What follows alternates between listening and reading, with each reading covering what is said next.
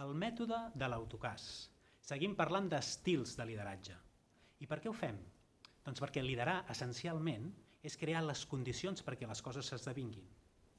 I això es pot fer essencialment de 6 maneres. Quina és la bona? Totes i cap.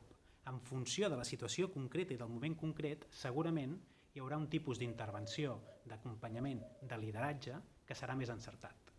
Per tant, el que farem ara és aprofundir en cada un dels estils, veure com tendeixen a comportar-se aquests estils, quines idees hi ha al darrere d'aquest comportament i donar algun petit avís per navegants per tal de fer-nos la pregunta a veure si en aquest moment aquesta intervenció és la més adequada. Comencem per l'estil directiu. Les persones que tendeixen a ser directives el que fan és aconsellar, manar, dir el que s'ha de fer. Perquè la idea que tenen aquestes persones és que hi ha una manera de fer les coses, que ells les coneixen i que el que han de fer és transmetre als altres, empènyer als altres perquè ho facin d'aquesta manera.